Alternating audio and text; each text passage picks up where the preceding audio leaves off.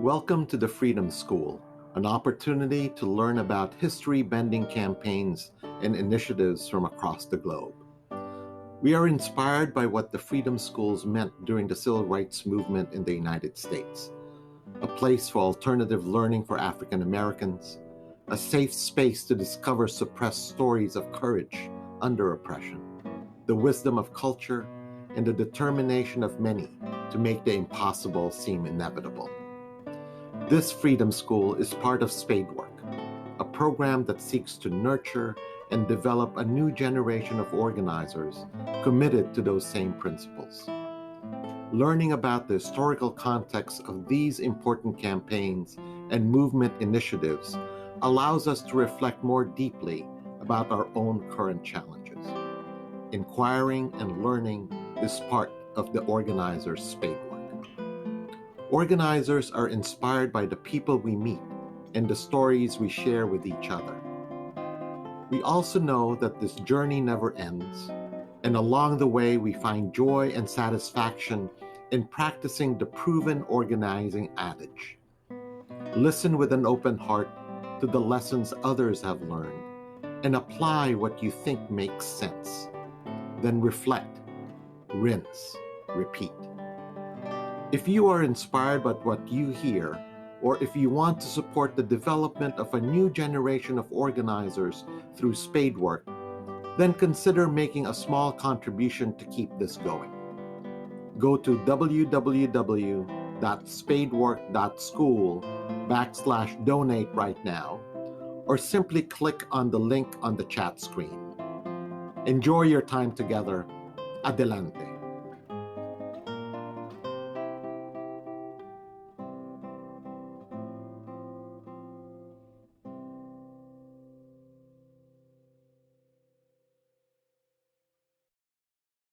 Thank you, Ale and Naira.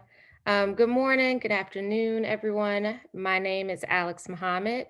I'm born and raised in Chicago, and I currently work as the political training director with the Mass Liberation Project, and I'll also be serving as co-host for today's Freedom School session. Connected to Freedom School, we recently launched Spadework, which is an 8-month intensive campaign development and training support cohort for organizations and organizers on the front lines responding to systemic racism. I'm super excited to be here and be in this conversation, and welcome to Freedom School.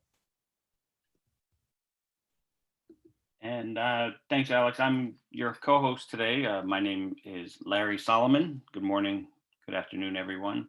I'm a regular full-time instructor at San Francisco State University. I teach in the College of Ethnic Studies, specifically in the Department of Race and Resistance Studies. And I want to emphasize that last part of it, resistance studies, because while I teach a bunch of courses on community organizing, I also teach courses on history. And history is a heavy subject in ethnic studies and race studies, but it's incumbent on us to lift up those stories that are about resistance or about organizing, about movements, as not just a corrective, but as an inspiration and as a set of lessons. And so the Freedom School operates in that spirit. I know you all just listened to that intro. The Freedom School comes out of the tradition, the legacy of the civil rights movement, where you had these educational institutions that were created, grassroots educational institutions that were created to explain basics of civics and government, but also to understand the struggles that came before the current moment. And so it is in that spirit that we offer episode 4. I'm really excited. This is episode 4, or session 4 of our 10-week session going into the summer. So that's the Freedom School. We've asked friends and friends of friends to be presenters on some of these stories from the past. Some of these stories will span back as far as 5 or 6 decades, where we have movement participants joining us this summer to talk about their experiences in those campaigns.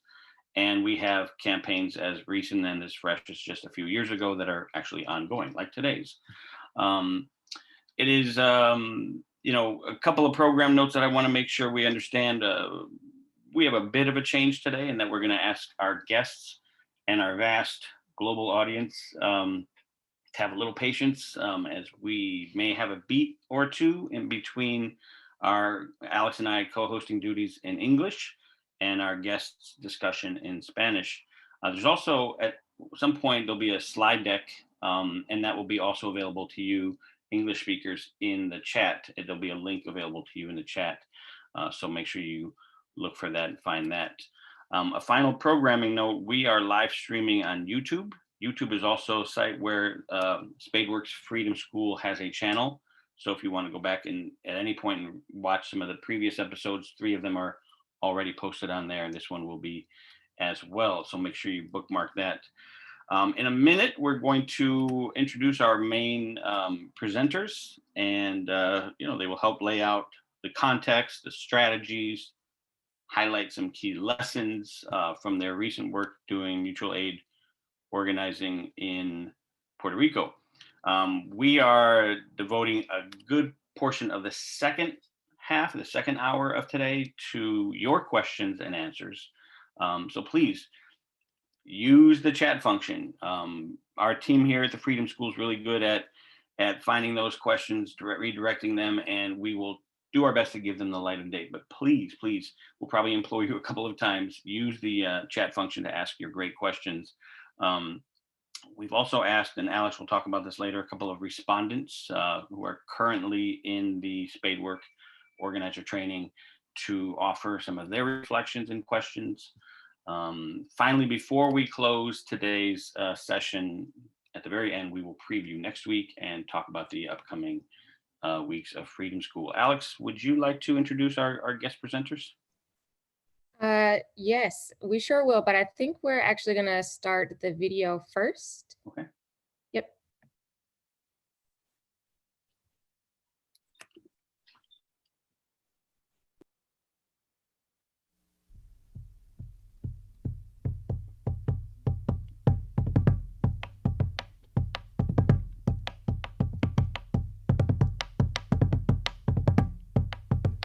Me considero una persona de campo, más de tierra adentro que de ciudad, y eso pues marca también cómo yo me siento con lo que hago y eso. Soy nacida y criada en el Bonito, pero también en Calley, así que siempre digo así entre broma que soy ayboyellana de los dos mundos. En la vida en caserío prácticamente fue mi niñez, y ya cuando estaba entrando la adolescencia, entonces nos mudamos a la urbanización. Sí, yo me crié en el barrio El Mango de Junco. Luego pues me traslado a donde viven mis papás ahora, que es el barrio Lirio, de Juncos también, pero actualmente vivo en Cupey. Soy de Sidra, Puerto Rico, nací en Cagua, estudié toda mi vida en Calley.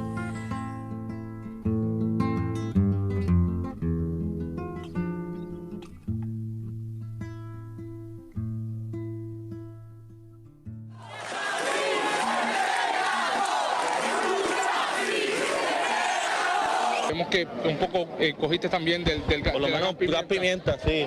Nada, tratamos de... Nosotros empezamos a montar, digamos que la huelga del 2010, pues desde el 2009. Teníamos claro que iba a ser necesaria algún tipo de acción contundente contra la administración, dado los cambios estructurales que estaban proponiéndose desde el gobierno. Algunos de nosotros, bien pocos de nosotros, yo diría que entre unos 20 y unos 30, estuvimos bien desde el inicio pensando y estructurando una movilización contra la administración de la universidad. Aquí lo que importa es el trabajo de base, es el trabajo de movilizar realmente a las comunidades y a los pobres de este país.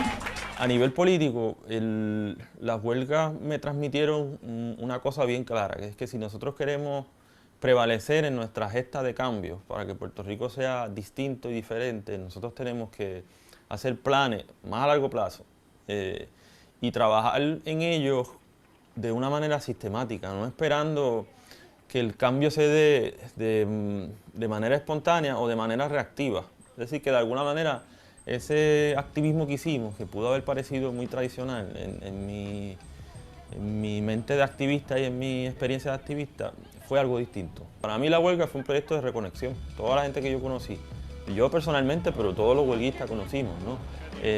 La gente que nos apoyó para que la huelga se mantuviese, desde los que llevaban comida hasta los que hacían vigilancia. Fue un proyecto real, de comuna, si uno lo quiere ver, la primera huelga, y de una especie de movilización social permanente durante la segunda, pero era una gesta concreta. Eso yo lo traduzco a lo que se convierte después en el pensamiento CDP en nosotros, que es este centro que estamos montando, y a cómo visionamos los comedores sociales como un proyecto concreto que nos ayuda a conectar con la gente a nivel social, a nivel político y a nivel económico.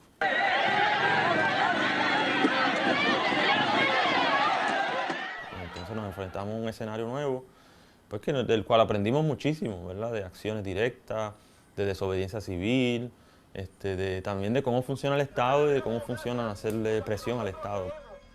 La presión política que nosotros ejercimos durante la huelga sí generó una promesa de campaña del nuevo gobierno y la cuota se echó hacia atrás, después en el 2013. Si no creyera en la locura de la garganta del sinsonte, si no creyera que en el monte se esconde el trino y la pavura, si no creyera en la balanza, en la razón del equilibrio, si no creyera en el delirio, si no creyera en la esperanza. Explotaba un tema en el país, la ley 7, la ley, ¿verdad? Lo que pasaba en ese entonces, y pues íbamos corriendo a esa actividad y organizábamos para esa actividad. Pero se empezó a repensar qué tipo de trabajo político uno pues, puede hacer para hacer un cambio trascendental a largo plazo, ¿no? A nosotros se nos ocurre crear el CDP, el Centro para el Desarrollo Político, Educativo y Cultural, como en el 2011, en una discusiones que teníamos en la Organización Socialista Internacional, en la OSI. Ya algunos de los proyectos dentro del centro ya eran proyectos que Giovanni y yo habíamos pensado cuando todavía existía la OSI, en una propuesta que le habíamos hecho a la OSI como de reorganización, un poquito inspirado, ¿verdad? La famosa pregunta de Lenin, ¿qué hacer? 2011 es como el final de la huelga, que tuvo un impacto grande, como decía ahorita, en cómo veíamos la política y cómo empezamos a pensarla, ¿no? Y CDPEC fue esa propuesta de transición, de pensar, no queremos ya, esa es un poco la idea, construir una organización política en el sentido como lo veíamos hasta entonces, ¿no? Donde pues, la intención es hacer núcleos por todo el país, repartir un periódico, reclutar militantes, formarlos en el marxismo, etc. Nosotros empezamos a idear la manera de montar una estructura política que construyera una realidad, decíamos, ¿verdad? Que hiciera algo más concreto, era un poco la propuesta. Pues Giovanni deja su trabajo y comienza a montar mesas de comida. Y cocinar es una de las cosas que siempre ha marcado, o sea, cocinar, el hambre, la comida, todo lo que está relacionado a esa reproducción de la vida, pues sí, siempre ha sido algo importante en mi existencia. Y yo empecé a cocinar como una manera de tratar de montar algo. Realmente yo reconozco que yo lo que tenía era mucho instinto y no sabía bien para dónde iba lo que estaba haciendo, ¿no?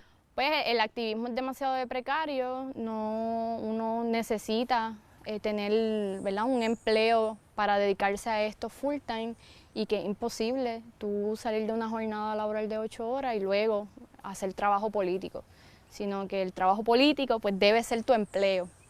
Había una mesa de comida, que la gente podía dar lo que podía, y que eso iba a ser algo de sanación, o sea, que yo tenía claro que eso iba a ser parte de rehacerme como persona para ser más feliz o estar en bienestar o como sea, y que, pues, que eso va a ser algo político. Y entonces pues nosotras montamos las mesitas de jugo como una manera de nosotras pues también tener cómo sostenernos económicamente sin entrar en una dinámica explotadora. Y de ahí nos juntamos con Giovanni. Como en septiembre del 2013, pues decidimos, pues como quien dice, hacer los comedores sociales, ¿no? Decidimos apodar el nombre y desarrollar el concepto, ¿verdad?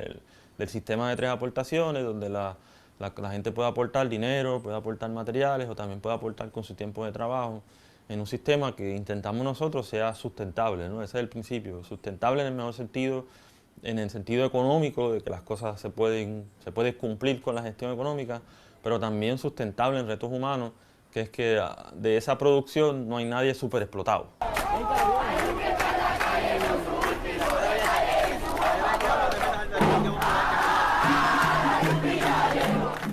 Surge la idea de un comedor huelgario, que al principio pues no tenía nombre, luego en discusiones con Paola y Giovanni, pues me surge la idea de por qué no un comité central de comida, y por ahí va mi participación en la huelga del 2017. Ya desde el Comité Central de Comida, ya en algunos miembros teníamos ya, como dije anteriormente, la perspectiva de que el hambre es una problemática que desborda el recinto, e incluso que va a seguir este huelga. Hubieron estudiantes que de hecho no querían que se acabara la huelga porque donde mejor habían comido en toda su vida universitaria era en esa huelga.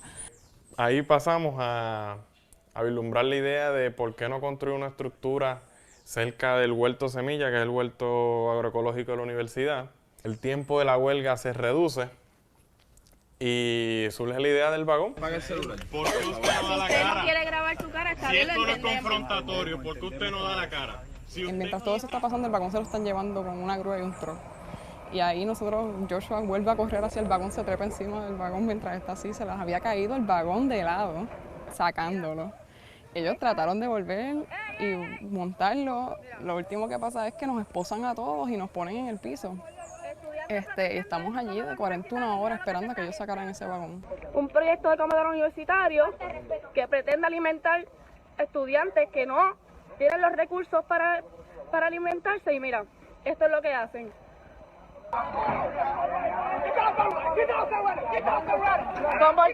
¿Por qué quitármelo? Decidimos seguir para adelante, con o sin vagón. Comenzamos a funcionar, una vez se restablecen las clases, 2 días, martes y jueves. No obstante, una de nuestras visiones como comedor universitario era poder estar de lunes a jueves en un proyecto que lograra emplear personas y no limitarse a ofrecer almuerzos, digamos, también desayuno, a un proyecto más amplio. Dentro del comedor universitario habíamos 2 compañeros que habíamos trabajado con comedores sociales de Puerto Rico. Pues expresábamos nuestra experiencia y lo fructífero que podía ser esa fusión. Y las compañeras y compañeros del comedor universitario accedieron y se dio. Sería pues comedores sociales más comedor universitario, comedor social universitario. Hasta cierto punto deja de ser un poco comedores sociales y comedor universitario deja de ser comedor universitario para convertirse en esta tercera cosa que es como una fusión de ambas. Y ahora pues en este proceso de trabajo pues hay mucha conversación que tener sobre esa perspectiva política. Yo diría que ese es uno de los trabajos más interesantes de una fusión, que no es que tengamos intención de unirnos, sino es que en la práctica podamos funcionar todas nuestras intenciones y nuestra voluntad. Sobre todo en relación a CDP, que aquí lo importante es ese objetivo grande, ¿no? de influenciar el cambio político en Puerto Rico.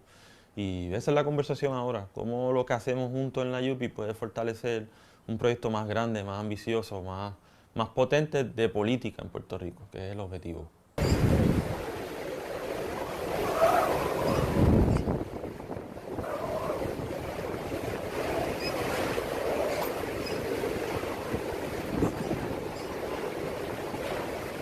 Pues el huracán María trajo una situación que muchos desconocíamos, nunca habíamos enfrentado un huracán de esa manera, y en comedores sociales se dio la discusión de cómo podíamos aportar con la estructura que teníamos y con el modelo de servicio de comida. De las primeras cosas que se me ocurrió luego de lo inminente de picar palos, ver que la familia estaba bien, era ir a donde Giovanni. Voy a la casa de Giovanni a ver qué. Mi pregunta es qué es la que hay, qué vamos a hacer. Y da la casualidad que en esos momentos Giovanni y Paola se encontraban hablando de qué hacer también.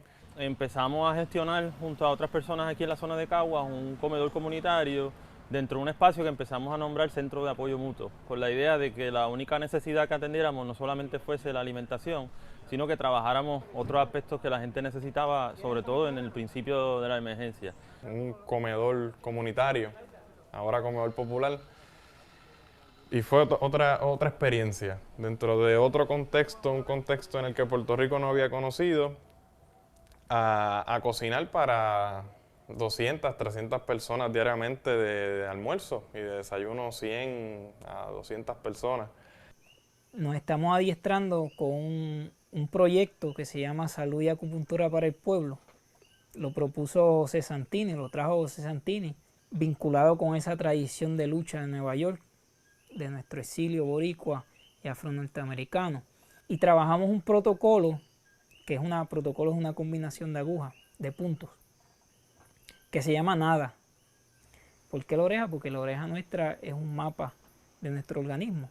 Muchas de las terminaciones nerviosas que salen de los meridianos, de los 12 meridianos que tenemos, se conectan en la oreja, en las manos y los pies.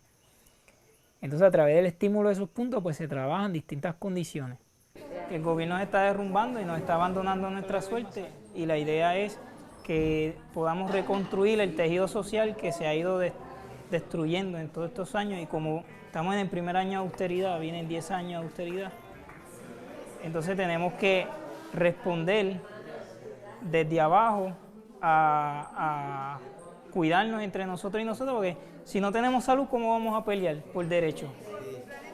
¿Cómo vamos a defender derechos si no estamos saludables? Mire, y por un lado es bueno porque yo la paso bien con ustedes. ¿Cómo es? Que la paso bien aquí con ustedes. Ah, ¿viste? Además, es un trabajo donde hay cariño. Sí. Ese protocolo lo trajo acá Santini. Paola y yo lo experimentábamos. Lo sentíamos, veíamos el efecto que tenía, y eso fue transformándonos como sujetos. Él aprovechaba en el momento que nos ponía aguja, pues nosotros y nosotras le hacíamos preguntas, indagábamos más, entonces ahí él nos hablaba más, y entonces es un momento de política. Pero la política no viene antes. O sea, no es poner la carreta delante de los bueyes, es la carreta detrás de los bueyes. Lo que le da impulso o movimiento a la carreta es la fuerza que tiene la acción de los bueyes, pues la fuerza que tiene la acción política, que es bregar con la salud de la gente. Eso abre la compuerta a cualquier persona a politizarse. María adelantó 10 años de una operación que en tiempos normales eso era lo que hubiese tomado construir, quizá. Y pues ahí se pone en forma lo que es los comedores populares, un centro, lo que podría ser un centro social allí en Cagua, ahora en la calle Vizcarrondo. Es que algo que vamos a empezar a hacer ahora es con un chef, pues trabajar la nutrición más aún dentro del camp con la comida, pero también en las clínicas de acupuntura dar talleres de nutrición para hablar sobre enfermedades específicas que vemos más en las clínicas, como hipertensión, diabetes, para así pues desarrollar unos métodos alimenticios que ayuden a revertir esas enfermedades. Desde abajo, que es un proyecto de comunicación alternativa, digamos, que debe coger forma próximamente. Los huertos caseros, que son pues proyectos que nacen según conversaciones con compañeros como Giovanni y Roberto, con un proceso de sanación.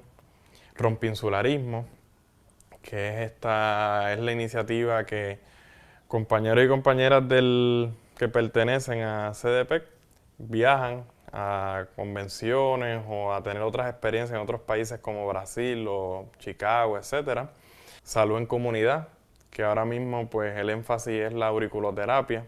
Se está dando los martes en el CAMP, en el Centro de Apoyo Mutuo de Caguas Pueblo, y en Las Carolinas también, en Caguas. Otra iniciativa es el radiomóvil. El radiomóvil es No es otra cosa que lo que han hecho por años en los pueblos y en los barrios, coger un autoparlante, ponerlo encima de la capota de un carro e irse por ahí a dar diferentes anuncios o invitar a diferentes cosas. Y el nuevo hacho, que digamos que es la idea que menos se ha trabajado, pero que debe coger forma ahora con este nuevo espacio rescatado en Cagua, que es la idea de una editorial y una biblioteca, que sea un proyecto de educación popular. Así que trabajamos la alimentación, tratamos de dar apoyo en distintas situaciones, localizar suministros para personas, ayudar en temas de vivienda y temas de salud. Así que un poco CDPEC se ha ido transformando en los últimos meses en una organización más grande, más compleja, que está detrás de este centro de apoyo mutuo aquí en Caguas Pueblo y también de un centro de apoyo mutuo en Las Carolinas en Caguas.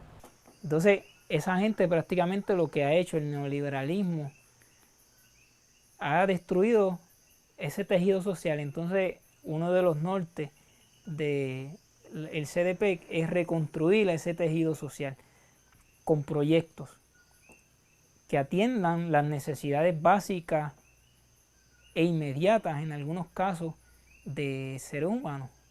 Así que CDP es, digamos, una intención, ¿verdad? Una intención política, una estructura que ambiciona a ser propulsora de proyectos de cambio muy diversos algunos de los otros, pero todos en una perspectiva de transformación política, de sanación y de autodeterminación en Puerto Rico. Si no creyera en lo más duro, si no creyera en el deseo, si no creyera en lo que creo, si no creyera en algo puro, si no creyera en cada herida, si no creyera en la que ronde, si no creyera en lo que esconde, hacerse hermano de la vida, si no creyera en quien me escucha, si no creyera en lo que duele, si no creyera en lo que quede, si no creyera en lo que lucha, y qué cosa fuera la masa sin cantera, un amasijo hecho de cuerdas y tendones, un revoltijo de carne con madera, un instrumento sin mejores resplandores, que lucecitas montadas para escena, qué cosa fuera corazón, qué cosa fuera la masa sin cantera, un testaferro del traidor de los aplausos, un servidor de pasado en copa nueva, qué cosa fuera corazón, qué cosa fuera la masa sin cantera, un eternizador de dioses del ocaso, júbilo hervido con trapo y lentejuela, qué cosa fuera corazón, qué cosa fuera la masa sin cantera. Awesome. Before we jump into our conversation with our guest speakers today, just a reminder for those who may have joined after our introduction to select your preferred language, because this session will be bilingual. You can check the chat for instructions. But first, I'd like to welcome and do quick introductions of our speakers today. First, we have Paola Cotto, who is an activist and co-founder of Comedores Socialists de Puerto Rico, a native of Bonita Cayayana by adoption. She participated during the second period in the 2010 strike, an experience that impacted her political activism, later organizing with the International Socialist Organization. She works as coordinator of the health and wellness space at the Mutual Support Center, where they do acupuncture for stress, anxiety, and depression. And her great inspirations are the Black Panther movement and the Young Lords of the 60s and the 70s. And then we also have Marisel Gutiérrez, who is an activist and organizer with Comedores Socialist de Puerto Rico, born and raised in Rio Padrillas, Puerto Rico. She attended university at the University of Puerto Rico in Mayagüez, where she had the opportunity to become radicalized by actively participating in the student strike of 2010. She began her political education by organizing the International Socialist Organization, OSI, and later helped to develop the Jornada se Acabarán las Promesas, a group that used direct action to point to those responsible for the country's crisis. She organized the La Olla Común Mutual Support Center in Rio Padrillas after Hurricane Maria and currently works at the Caguas Pueblo Mutual Support Center for Comedores Socialist de Puerto Rico. Thank you both for joining us today. Where are you calling in from? And can you say a little bit about some of the work that you're up to now?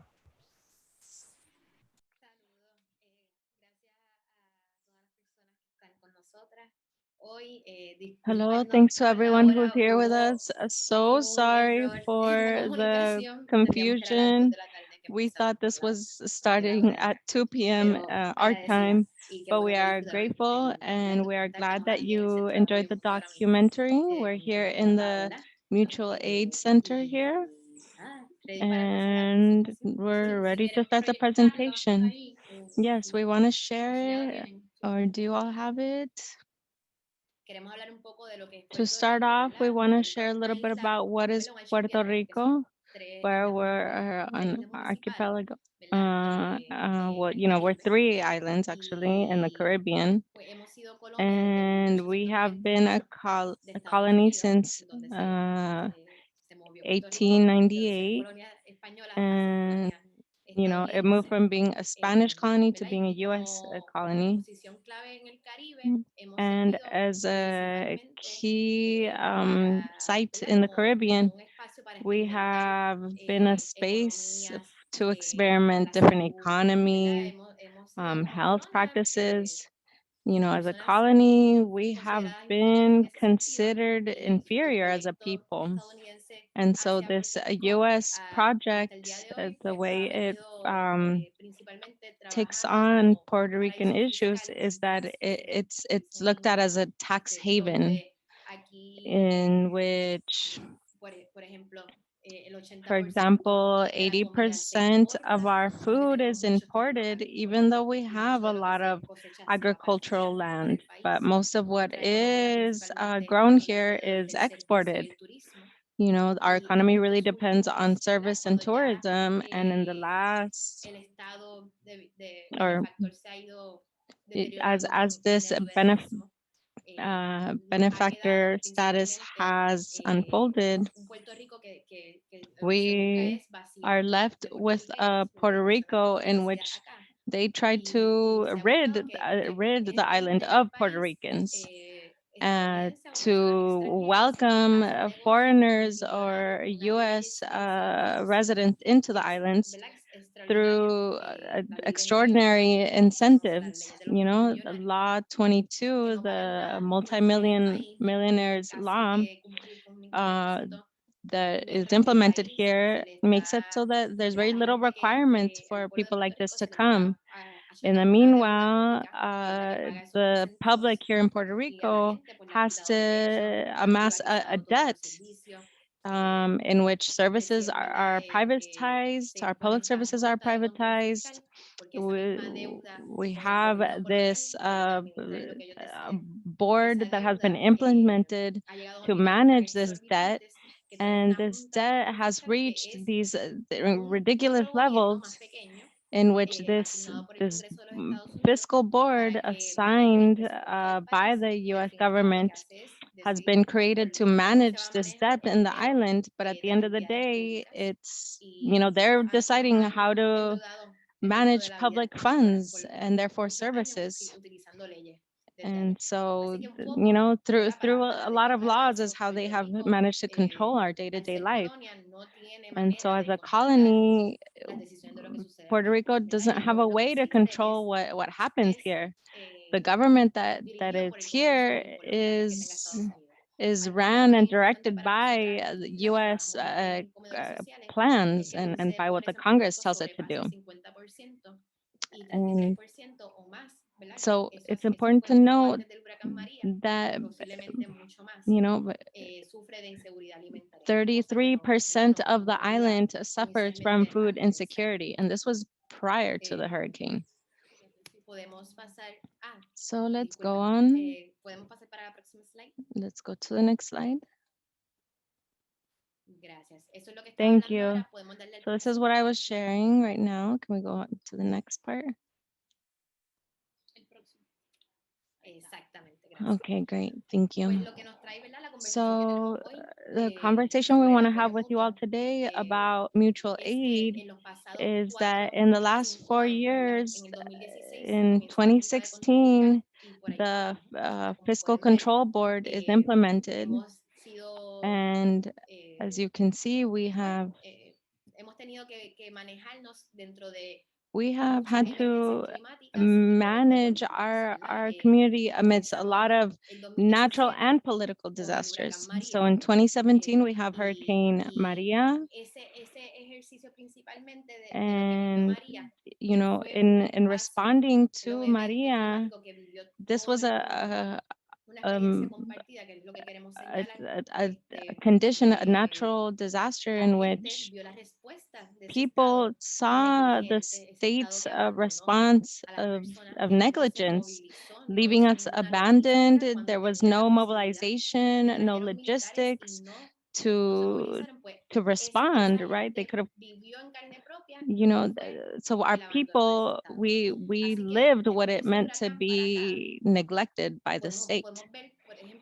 And so, you know, by 2019, we see that event of Ricky Resigns, where we were able to boo our governor.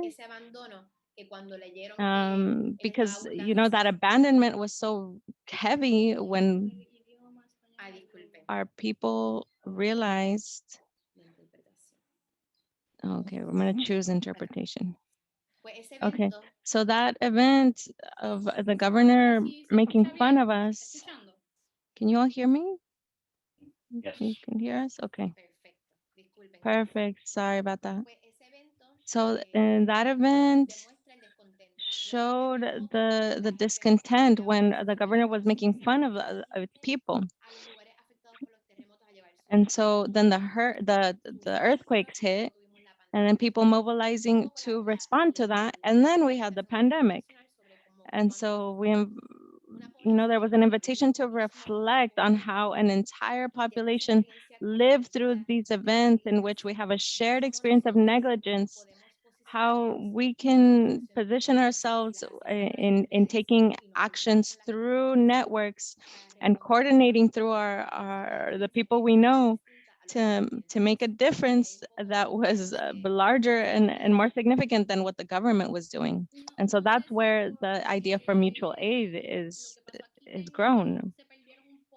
I'm not sure if you all missed some of what we were talking about, but just to, you know, repeat what we were saying in the first slide, sharing a little bit about the context of Puerto Rico.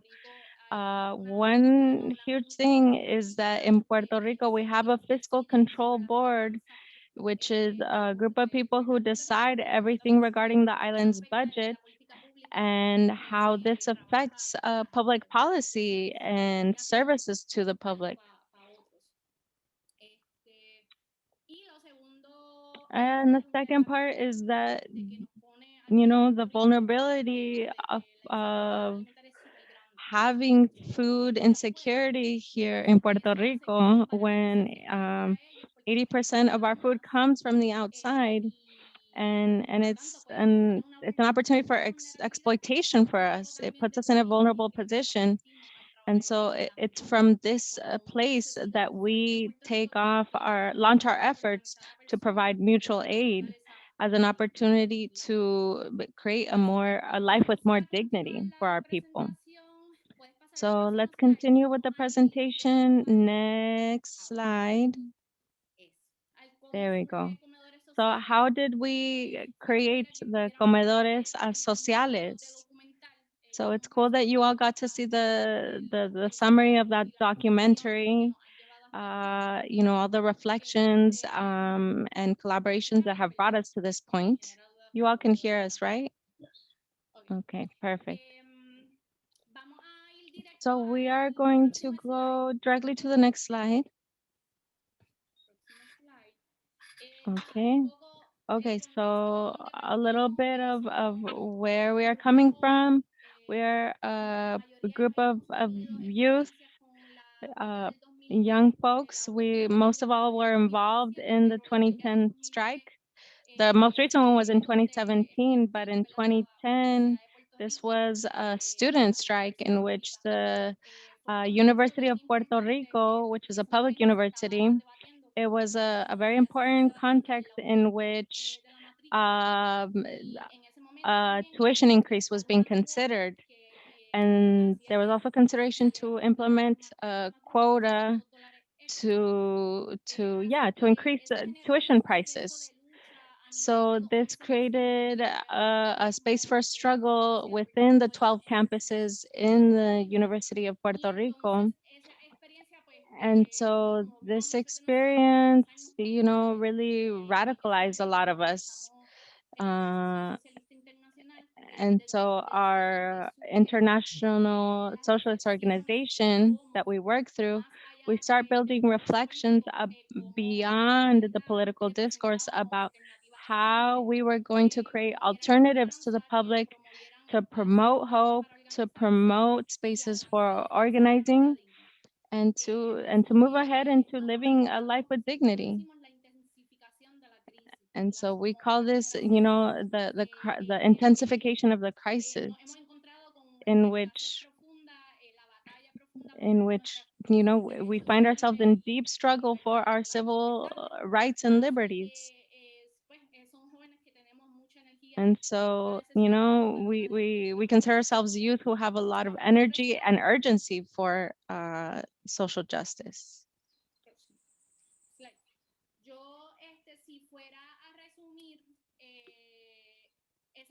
I were to resume those reflections, those foundational reflections of Comedores Sociales in Puerto Rico, I would do it in 3 ways. The first way is how are you able to organize people from the on the bottom?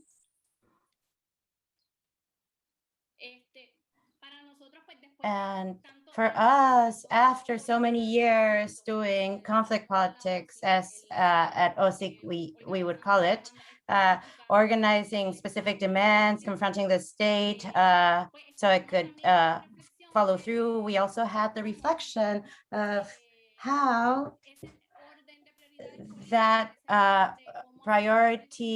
that order of priorities of political moment would invite you to an everyday politic.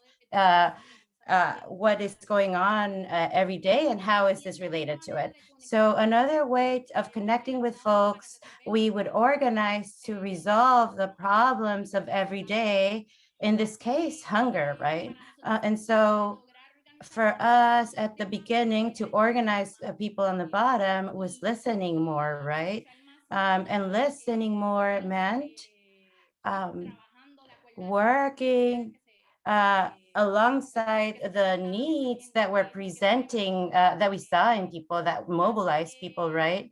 And so how is the struggle are more and more popular, and not only unions that are organizing from a labor perspective, but how are we going to involve more people from the bottom? How do we get to those unconvinced populations or people that don't see a political space because it every day consumes them, right? So Comedores Sociales and how this came to be has been being able to connect the lack of access to food and questioning hunger, right? Which is that other way of asking, why does hunger exist? What are the structures that sustain hunger? Unequal society, racism, all of those things, right? So those learnings are very important as we've moved along, has been able to help us connect with many people. Another reflection, another foundational reflection and learning has been activism, right? That is precarious. OSC as a political organization always operated with zero with zero budget, right? But in that moment, we didn't have an economic structure that permitted us to fundraise and doing that work of the political work, much less was able to give a stipend to organizers or support the everyday life of organizers. So how this project came to be was connected to creating an economy, right? And be able to get the funding to ask, doing proposals, and when they don't come through, what other agency or agenda of the organization. So the reflections in this period also created an emotional state to look for more tools for our growth, our human growth, right? What is our life purpose? Questioning, is this helping me heal within this colony of extraction? What is my role? What is our role? And how can we develop these powers in the process, right? From the internal side. The third one is to offer, to add to the reconstruction of the social threading. For us, our existence is translated as how can we offer the building of the edification of a movement that sustains the project, right, of people, of organized peoples that can show people that change is possible, right? That it is possible. Here, we don't have autonomy, right? And so this moment that this movement that we need to get a liberation project can help us learn the political struggle with the state and a long-term change, right? So another key part of this is, it's another key part of what we need. If we can go to the next slide. These are, right, part of our historical references. We always want to mention them because we are not reinventing the wheel. We are, right, fed and nourished by a historical politic that's super important. And so we wanted to mention the Black Panthers and the Young Lords that have been important in our development. If we can go to the next slide. Thank you. Next. Oh, that's okay. And so to summarize, how did we respond? We made an organization that facilitated social work and political work that would empower the organization of the people in the bottom with projects. And so, right, I didn't want to take a lot of time, but it was just to mention the projects that you saw as well in the documentary. We have the Centro de Apoyo Mutuo, Comedor Social at the university that which is a project we started with in 2013, and Cocina Rebelde, which is a cafeteria we have in Rio Piedra as a way of fomenting the social part of the project, right? Exactly. And so here, what we wanted to uplift is that at the face of crisis, the thing has continued to be access to healthy food, but the tactics are going to change depending on the crises, right? And we have to learn a bit how to move us without tying ourselves to the projects, because sometimes we have to change them to adapt to the necessities, to the needs, right? So we started with Comedores Sociales, as you see up here, and then we have the hurricane then, right? And how was the Comedor Social that was a small scale, how can we grow it to scale? And so at the same time, the Centro de Apoyo Mutuo was the most important thing in 2017, because that center, we had people coming from other parts of the island and other municipalities that were close to take a look at what we were doing, because we were taking care of the needs, and they did those centers or copied those centers in those localities. And if we continue down, we can see Compra Solidaria, solidarity purchases, was the translation of like warm food that we had, but in the time of the pandemic, we couldn't have a lot of people because of distancing requirements. So we started packaging food in bags and deliver them to our local community around the Centro de Apoyo Mutuo.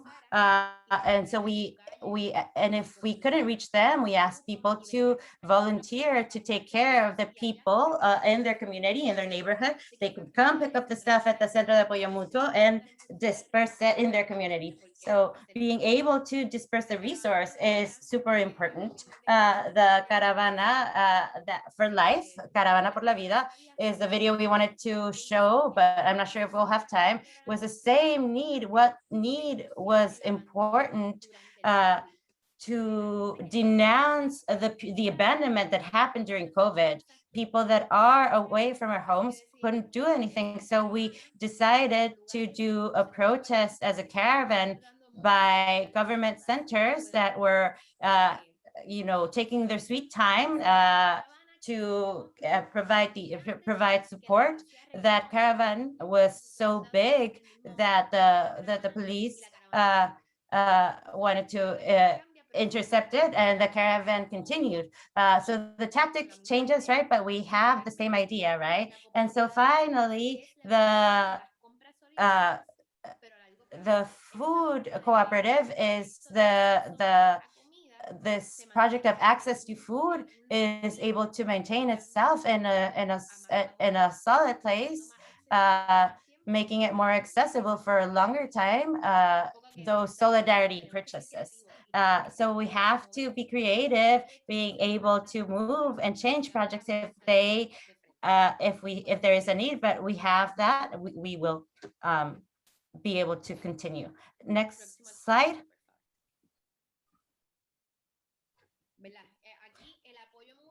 Yes, here the mutual aid, of a sudden, in Puerto Rico, we have in other towns of other countries, only the people say the people was the national call. How this very specific thing that had certain needs was the alternative that did work when the state didn't work. It turns into something national. So activists, all activist people with the desire to be on the streets, decided to have the same need and uplift it. In this case, the need for basic needs, right, was turned into something national. And this is a moment in which we can define that the mutual aid movement is starting an emergent movement that has to do with survival, because due to a state that has abandoned us and doesn't really care to change anything. Something that's super important in this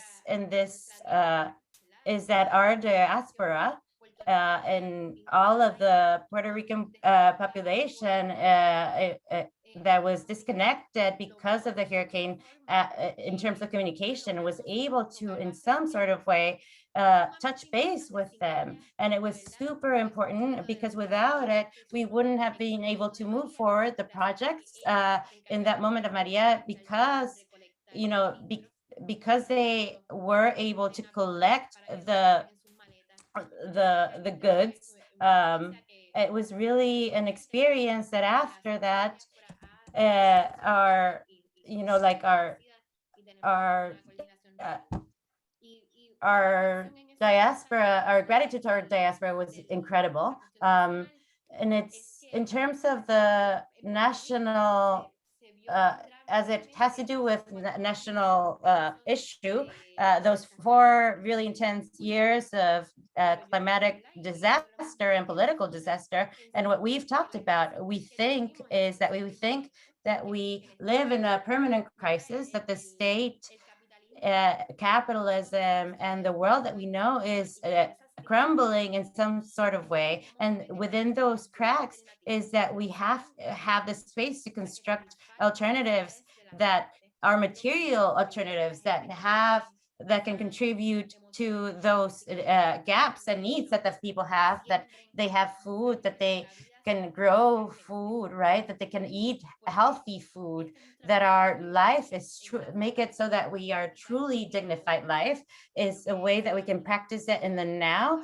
Imagine a future that is healthy. And so that is why we think that throughout the world, we have to prepare ourselves, not only here in Puerto Rico, for what is coming with this capitalism, disaster capitalism that has pushed us those privatization measures, and it's coming, even more intense way. And so we need to hold this really present, mutual aid as an international strategy, right, to sustain folks in the bottom, right? So if we can go to the next slide.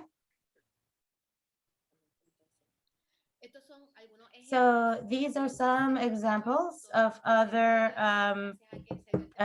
mutual aid centers that have taken place. They're autonomous according to their needs in other parts of the island.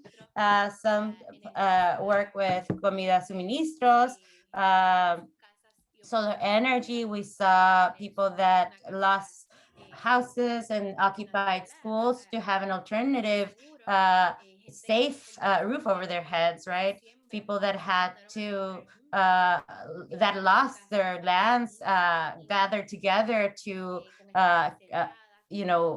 take care of their land together.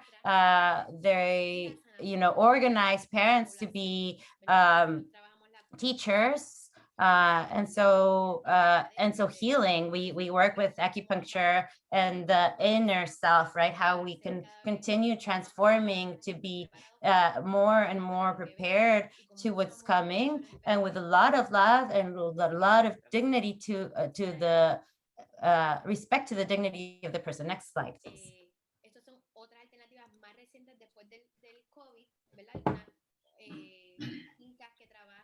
These are some areas where we do community gardening. Apoyo Mutuo Campesino is where we are doing some community efforts in which they harvest baskets for their areas. They're supported by the feminist groups, and people will bring whatever they can to share and then take what they need. And they take special COVID precautions as well to avoid COVID contagions. And so to conclude, I want to mention the 5 most compelling lessons from mutual aid. Obviously, this is always developing, and we're always building on this. But the first is that we must organize out of necessity. Basically, you've heard a little bit about how this has worked for us, but as part of this is listening, which is a part of our political practice. And so when people have to organize themselves to address hunger, people have to be part of a movement in which they believe they're working for change. And as we walk through this process, we must be constantly questioning ourselves too.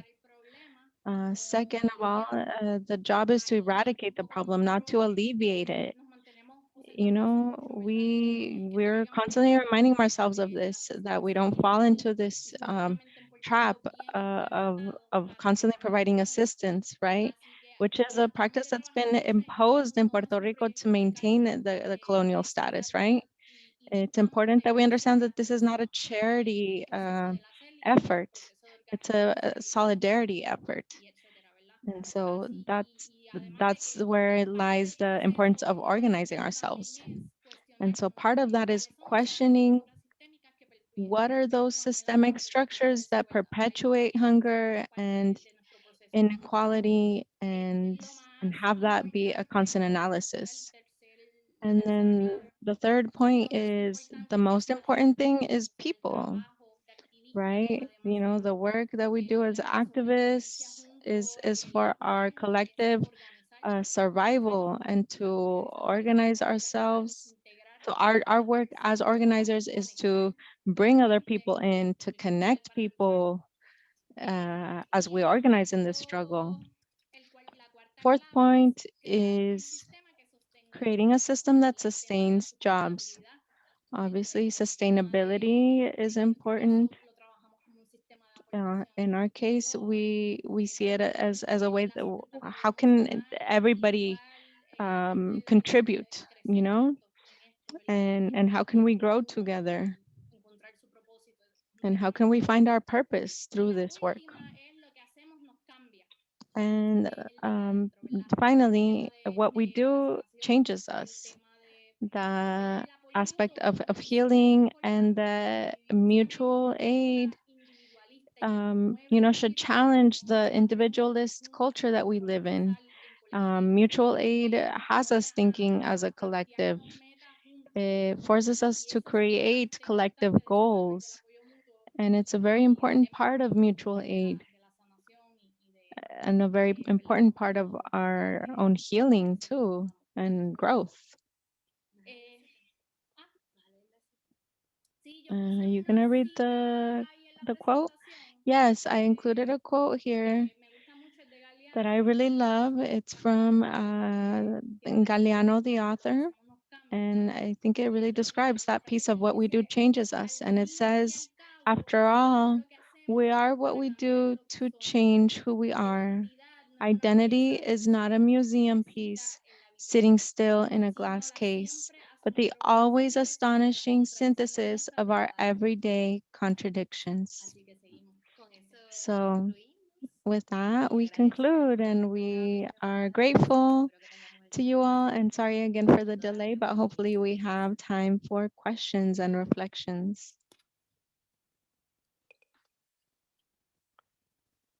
Well, let me just say to Paola and Marisel, that was beautiful. That was so informative, and I just keep thinking about how timely, how topical this this lesson is, and all those lessons, in fact, and even the Galeano quote. I'll just situate myself. I'm a professor on campus, and I work with a lot of newly radicalized students. For a long time, I've been working as sort of a mentor in students who are trying to figure out ways to move their political values to action. And we plug them into a lot of community organizing projects and a lot of different efforts. I wanted to say I appreciate the context in which your current work kind of grew from where it came from, and then also just an observation about how organizers talk about this a lot, how sometimes organizers are able to choose the issues, and then other times the issues choose the organizers, choose the moment, choose the movement.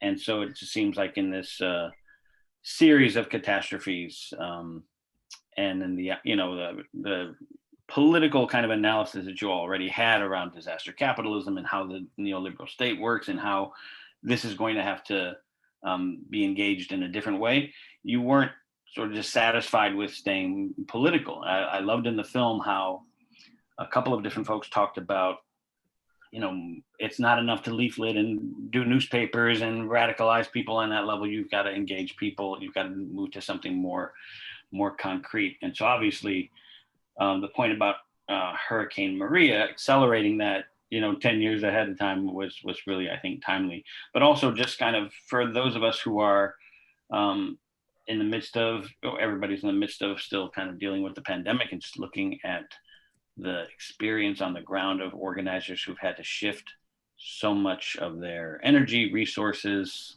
strategies to engage with people.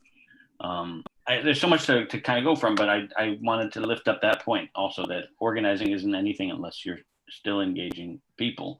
And so like people could have put their plans on the shelf for a year, or they could have gotten down and done mutual aid work. So I love the lessons. I have some questions, and we have questions, in fact, from the chat. But I wanted to ask you both if you could amplify a little bit, expand a little bit on the history, the historical context, not of your particular campaign, but the history that you all were inspired by. And I noticed in one of the slides you incorporated images from the Young Lords and the Black Panther Party. Can you talk about any specific sort of lessons you learned from the Panthers and the Young Lords, and how they conducted their serve the people work while still kind of maintaining a focus on the state, if you don't mind? I hope that makes sense.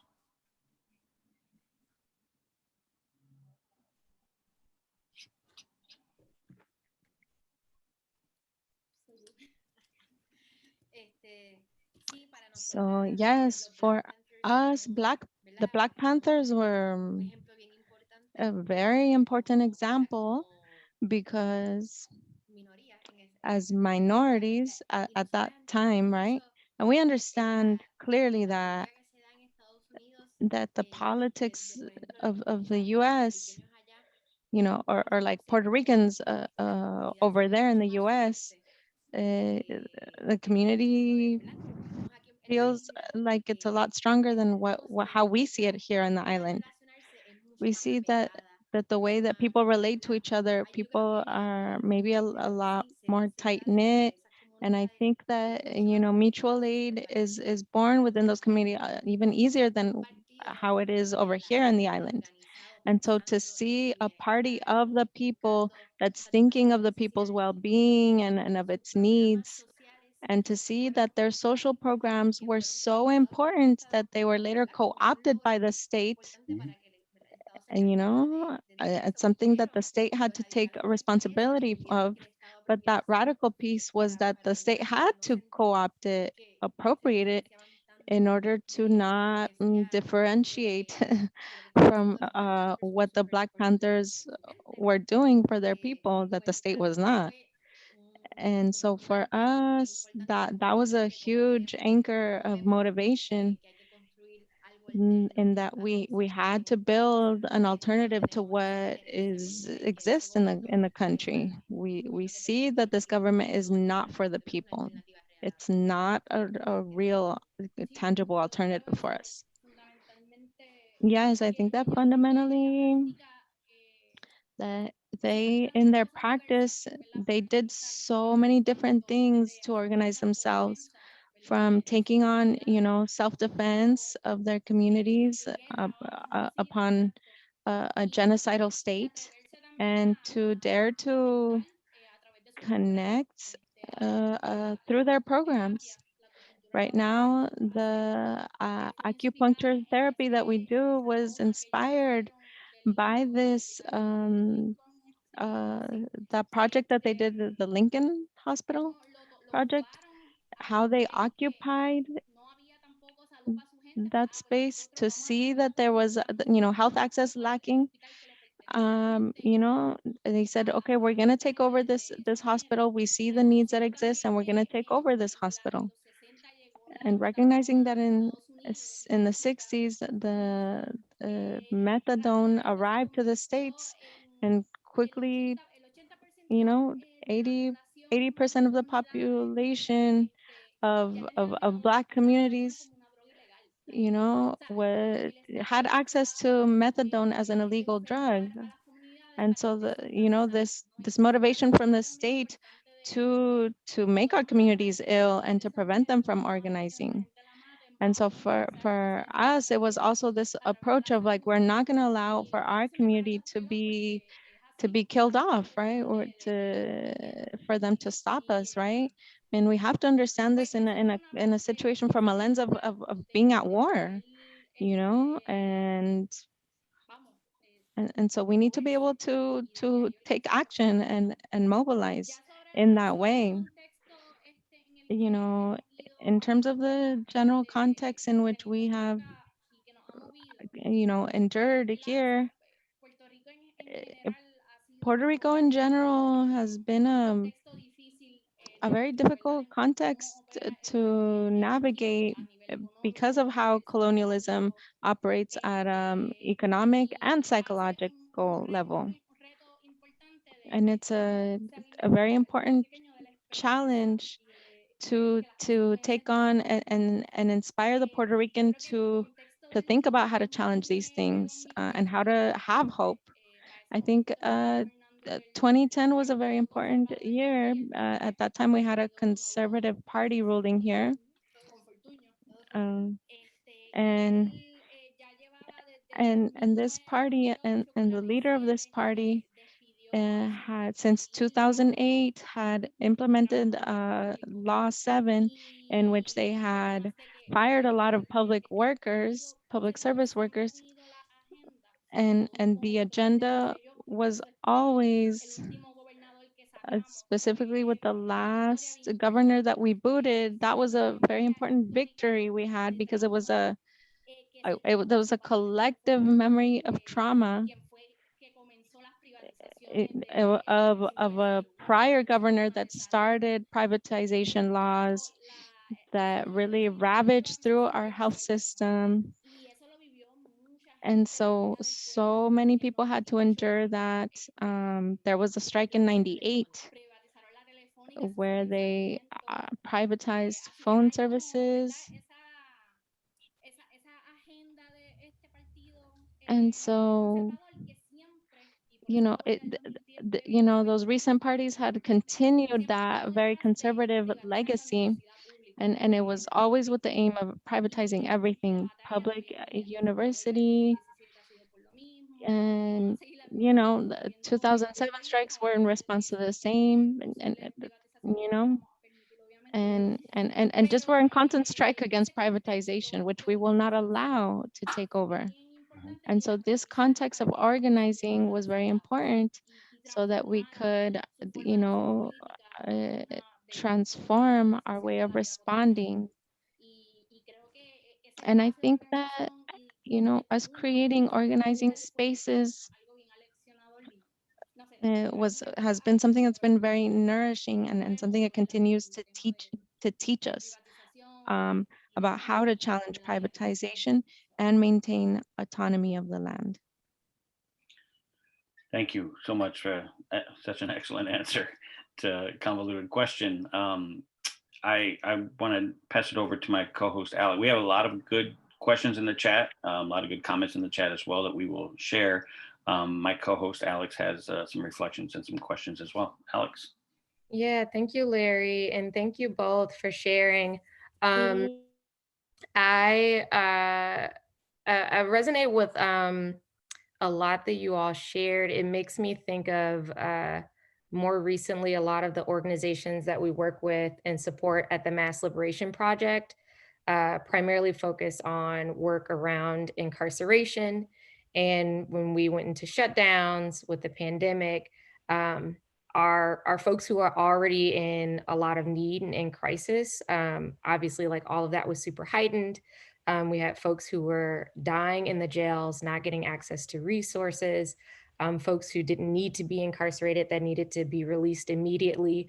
And so a lot of the groups that we support shifted into mutual aid work for the first time, and are now in the process of figuring out how to continue to build that out and how to keep that as an important part of the work that they're doing. And obviously that comes with a lot of challenges. And so, like Larry said, we do have a lot of questions in the chat, and it's also a question that I have that I've experienced as difficult in organizing, which is why I appreciate you all saying, you know, this isn't about charity, it's about solidarity, it's about, right, the organizing. But what have been some of the challenges, and also how have you navigated shifting people from either receiving services or volunteering into being kind of a deeper fold or member with the organization? Because, and then some of the questions too, just so that I don't miss um, folks' language. Like, for example, we have a question that says, what does the politicization and empowerment process look like for communities with limited political education, and or how do you help communities realize that they're not doing you a favor? And I would assume also like, or just receiving a favor, but instead they're taking an opportunity to create change collectively.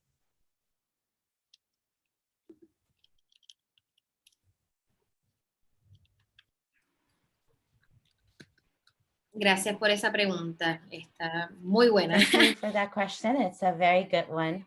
Well, right.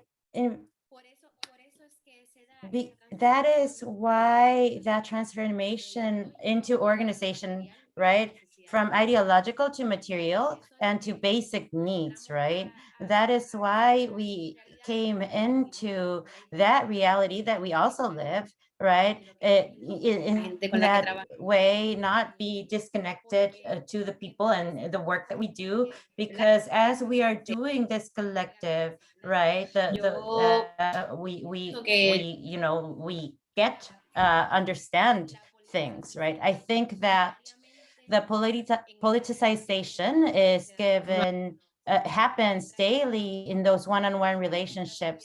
As we were mounting solidarity purchases, we had of conversations. People let their feelings out, right? By working collectively, we created a space to be able to speak about other needs that are not only material, right? And I would say that people arrive as volunteers because they, you know, like saw this really beautiful project, but once those relationships are developed with the people that we're working alongside with, in our case, we had the event that everyone saw, right? And at the end, people would, after the hurricane, would say like, where should I go support? That was your primary role, right? You didn't work, have formal work, quote unquote. You didn't have to worry about academic or student needs, or even you know, family needs. You were there working on this, figuring out what was needed on the street.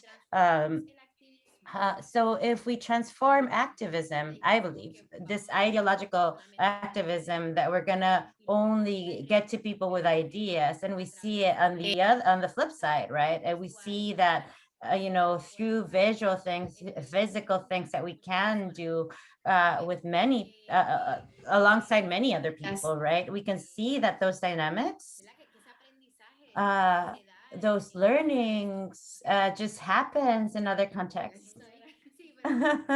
If you want to go, it's a challenge, definitely. A bit of what I understood in terms of the question, how do you see the politicization of people in terms of like limited education?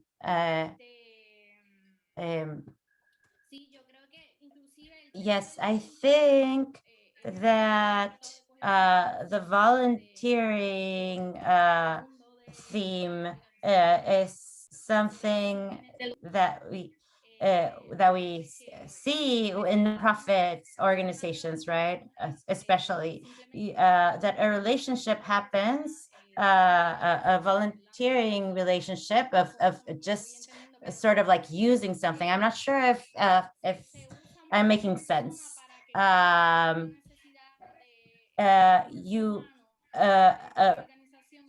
A person is used to cover a necessity in terms of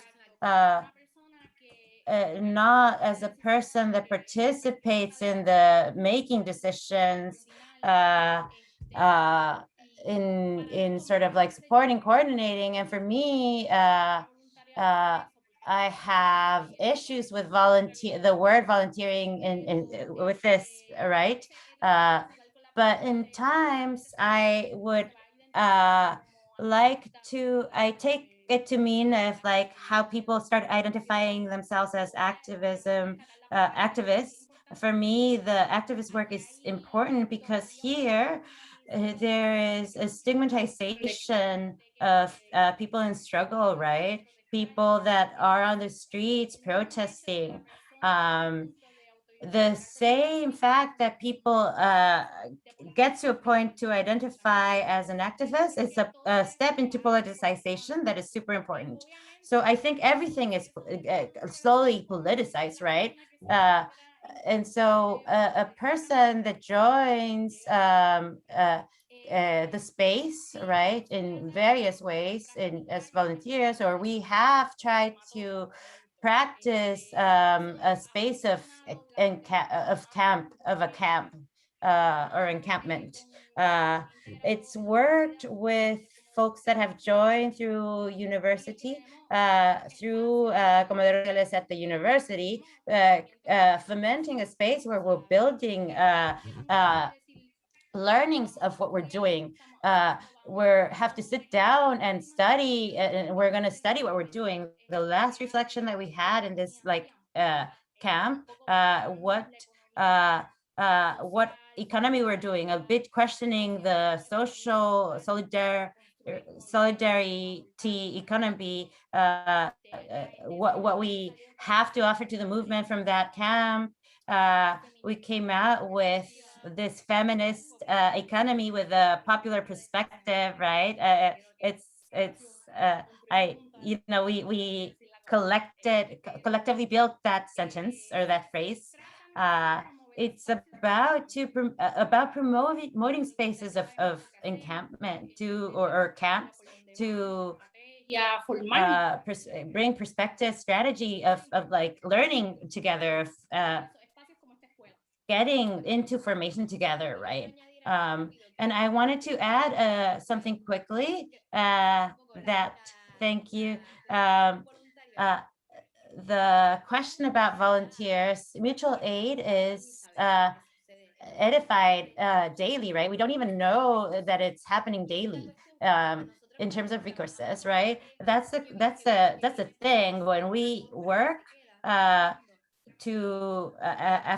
purchase and they stay, right? Work. It's harder for us to work with volunteers that come with an academic perspective or a theory in mind, but once they're doing the work, they find it hard to relate. It's a bit funny because our greatest link in fact, when we stopped being a political organization and started doing Comedores Sociales, we directed this work to the surrounding areas of the Centro de Apoyo Mutuo more than the university, right? And it's something that was incredible because it's filled us with so many new people, so much energy. We don't have to really ask ourselves the things to be able to do them because people are living them every day. So work is more organic. And after those experiences that we have in these camps, right, to develop a theory of what we do, because we try to do things and figure out what works, what doesn't, and from there sort of like theories. It's an invitation to do more and not think a lot about it and figure out if they worked, if they didn't, but more so than sort of like theorize, we have to act, right? And from there, I know that there isn't much time. I see it here in the chat. But I'm going to take some time. Speaking of challenges, in terms like, like integrating a person, right? People are get organized, resolve an issue, and that comes out quickly. But being able to maintain themselves, continue doing the work, it needs follow-up, right? And it's not easy. What I've learned is we have to be patient in terms of like you have to do an activity or do a bit of work, and 30 people show up, and out of those 30 people that show up, one is going to stay, right? And that's a fact. And sometimes we think or we get frustrated because we did an activity or we offered an event for 10 people and one person joined, and like we get frustrated because this isn't working, so we're going to stop doing it. It's sort of like it's work that takes years. People start joining, people get activated. So I wanted to name that in terms of the question of patience and knowing that it is continuous work and it's long-term results, right? Thank you so much, both of you all, for sharing. I'm going to kick it over to Larry. I think we've got time for one or two more questions from the chat. Yeah, I want to thank you again. Acknowledge that we have a lot of great questions in the chat that we're probably not going to have time to get to, and we want to make sure we have some time for our respondents who are part of the organizer program. But I have a question from one of those respondents, actually, and it's a more detailed question about housing. So I'll just read the question. How does housing factor in? This is a question with context from someone here in California, in Oakland, where homelessness and displacement is one of the main issues that our community is facing, and that has only been exacerbated by the pandemic. There's a lot of mutual aid happening around food and healthcare access. I'm less familiar, however, with creative solutions related to providing access to affordable housing for folks. Can you all talk about if that's an issue that's come up with you all and how you may have addressed that?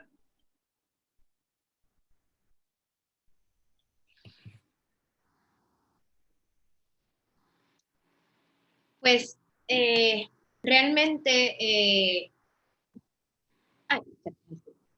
no, don't worry. Well, really, or in reality, housing is a huge issue in Puerto Rico as well. There's a lot of people that are homeless on the street. And the project I worked in 2017, La Olla Común, the common pot, we had many people that were homeless that had been impacted thousands of times greater. Part of the we were talking about is like occupation of space, right? In Puerto Rico, we have so many unoccupied spaces, like abandoned buildings where we decided to occupy space, right? Like go into wherever you need if it's needed, right? And that work here in Caguas, there's a work that work with this rescuing these spaces. They've turned it into farms and cultural centers, galleries. That is happening here in the country, and there's a group of lawyers that are dedicating themselves to be able to get people that enter into a home or a house. There's a complicated issue with it. The house is titleless. They work, some of them might have done. The attorneys work on getting a title of use, create a community of spaces that see their need for their that is needed for their well-being, making sure that those housing structures exist for people. There's legal work on one side to be able to get people to remain in those houses. But if the political force can offer a community that defends the right of the person to live in that place because of it is a need. We have that, right? In Comedores, we do work with the occupation of space, but we haven't sort of like really dealt with occupying space for housing, right? We're we know other people are doing it, but and sort of we're a network. Thank you for that. Alex, you want to introduce our respondents? Yes. So we have 2 respondents today. We've got Stephanie and Maria del Rosario, who are both a part of Spade Work, which is our 8-week intensive organizing training program. So can we hear from Stephanie first? Hey there. Hi. Hola, mi nombre es Stephanie López Burgos. Hi, my name is Stephanie Lopez Burgos, and I live here in Gainesville, Georgia, working with Georgia Familias Unidas.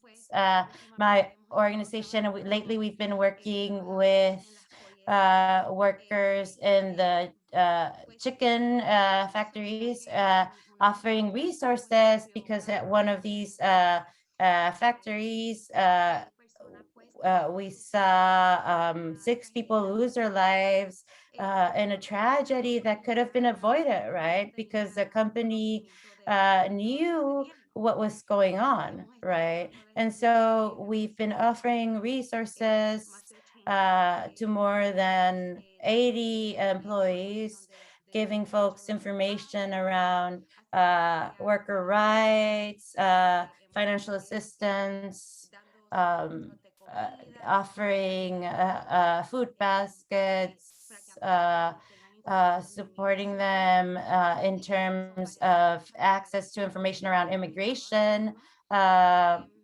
It's a bit of the work that we've been doing. And so then for me, as I heard Marisel and Paola speak, what I've been thinking of in terms of differences, in terms what you are doing in Puerto Rico and what we're doing here in Georgia. And so organize in terms of addressing needs is what we've been doing, right? Like we saw after we saw what happened with the incident, what we thought, what exactly are these workers going to need immediately, right? And from that day, immediately we took action, right? And so one of the first things that we did was to start gathering or collecting money because we knew people were going to need financial support, right? And so also putting them first, centering them, right? Workers themselves are our or the most important thing to us to protect them. Many of them are undocumented, so the protections, we try to protect them as much as possible. And this is why we look for these legal support so that they know about their rights. And so what we are doing is changing how workers see that there is access to help. It is very hard to see a community like the one in Gainesville, which is a majority, a community of undocumented people, and to see how they feel that they don't have a voice, that they're not heard, that they're not seen. And so what I am very happy about is to see how the work that we've been doing is changing the way that they feel in our own community, that people are watching over them, right? And so it's one of the things that I've been thinking about in terms what I was hearing them say. And so I do have a question. Given the education is produced naturally with conversations and relationships, how do you think that we can come into our community that does not share our language, our Spanish language, for example, people that navigate more with indigenous dialects, right? How can we bring them in and talk to them about how to be part of the change and the movement that we're edifying in the community?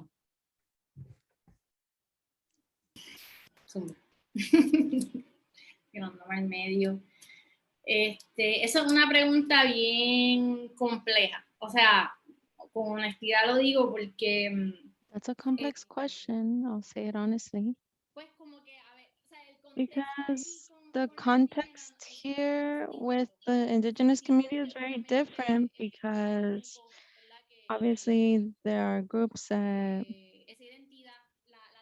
who you know explore that identity in a very deep way, but for a lot of Boricuas, it's difficult to identify because of the genocide that happened on this island to our indigenous people.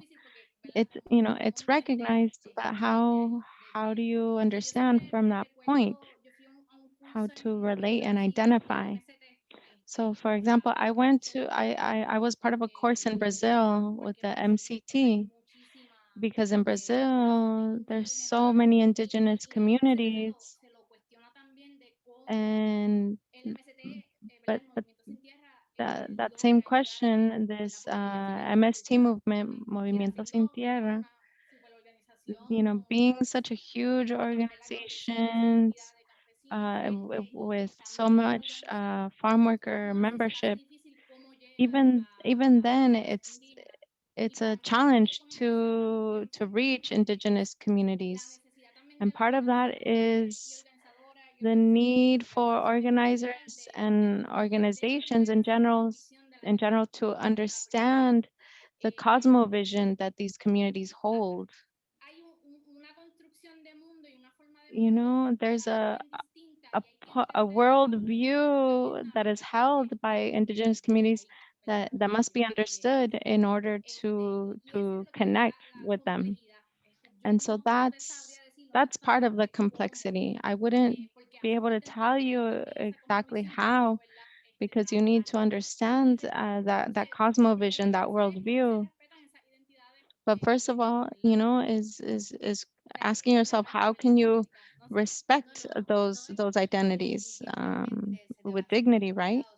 Yeah, and it'll be challenging to do if you don't, or if you aren't collaborating with someone from the indigenous community to take that on. So I would say honestly to respond and say, we don't know, we need to do more listening. Can you all train us as to how to do things in a good way, right?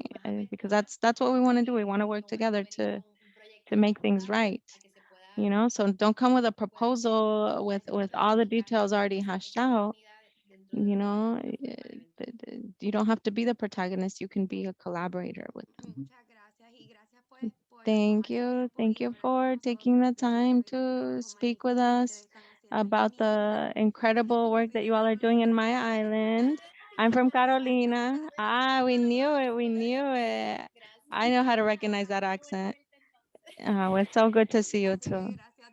Yes, thank you so much. And good. Keep up the good work. Thank you, Stephanie. And now we'll hear from Rosario. Hola, muy buenas tardes. Mucho gusto. Hello, good afternoon. I'm so happy to hear about your incredible work and to be able to be part of this training. My name is Maria de Rosario. That's my whole first name, okay? And I am one of the founders of Georgia Families United. And Stephanie talked a little bit about the crisis that we've been responding to with what happened on March 28th. Families United Georgia was founded by people like me who have worked in the polleras, like me, undocumented.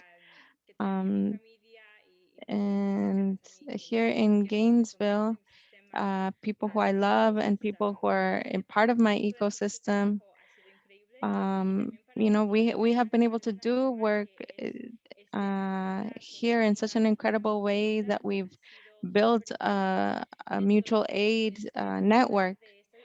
And so this this topic today was so great, and I really admire the way that you, the ways in which we can prioritize the most basic needs of our communities can serve as a guide through what you all are doing. And sometimes it's difficult to make people understand that they are part of, that they can be part of, you know, political change, not only in the long term, but in these times when people don't even have anywhere to, anything to eat or anywhere to live, especially during COVID. Like right now in Gainesville, our population has had some of the highest COVID rates, and we've lost a lot of people. And so I've really enjoyed this presentation to be able to understand how you all have built processes that you've managed to build processes. Maybe you didn't expect to have to do it this way, but you know, last year since July, we formed a group, an official group in which we were able to build a foundation upon which we were able to respond to crisis like the one that happened in March most recently. So I just wanted to share that I have learned so much from this because it's a type of work that we're doing, and I'm very grateful for you all having shared this with us.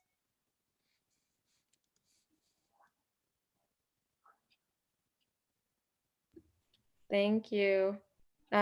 Larry, is it cool if I pass it back to you? Absolutely.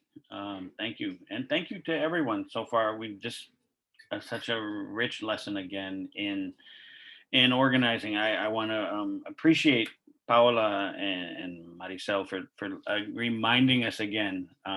This is our fourth session, but it just the lessons keep coming at us. So obviously that one, you organize out of necessity, but two, that you realize the work isn't just about meeting people's needs. It's always about bringing more people into the work, more people into light. I mean, people have talked about organizing really being about bringing people from isolation into community, and I think that your stories here have amplified that beautifully. So I want to thank you both for your work, of course, but also for your lessons here. Outstanding. We have, you know, again, left some of these great questions on the shelf. I remind people that much of the work that was done to inspire kind of today's mutual aid work is it's a long history. This is a long history. So we're having these new sort of perspectives on it, but it's a organizing has a great history, and that's why these freedom school sessions I think are so valuable. We lift those up. I want to ask Paola and Marisel if you could, just for maybe a minute before we transition to our close here, if you could offer any particular pieces of advice to organizers, activists who are thinking of getting into the work. It was interesting you said that there's a certain stigma of activism. I wonder if you can talk about, though, the kind of advice you give to new and kind of budding activists who are getting into the work there and here, about what you would suggest to them in terms of staying in the work.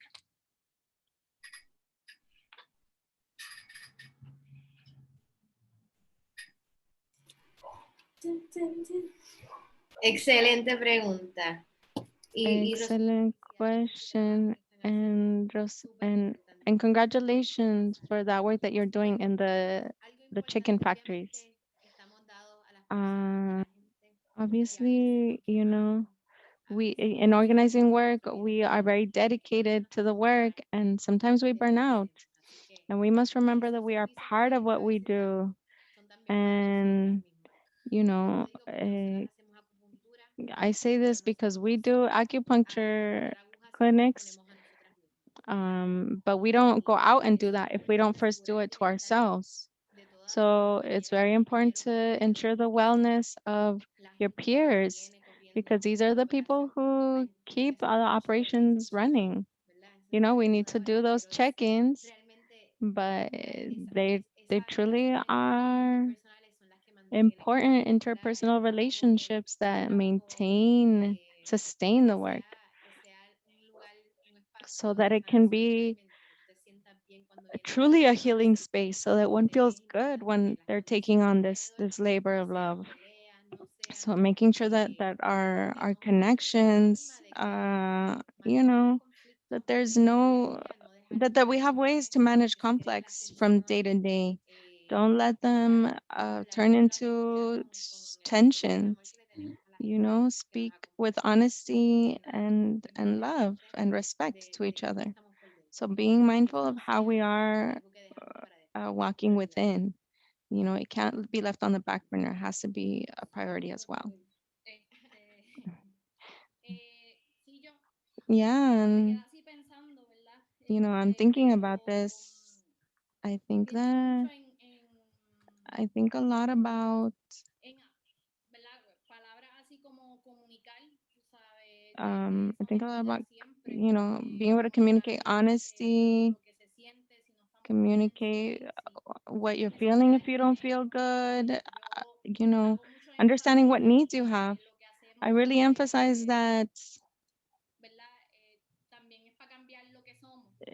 I emphasize that whatever we do should be helping us change and grow. You know, we all carry the toxicity of this system. And so part of the change that we need to do is how to support each other in our growth. And I think that part of, you know, achieving this is communicating what we need. Communicate. That's what I can say.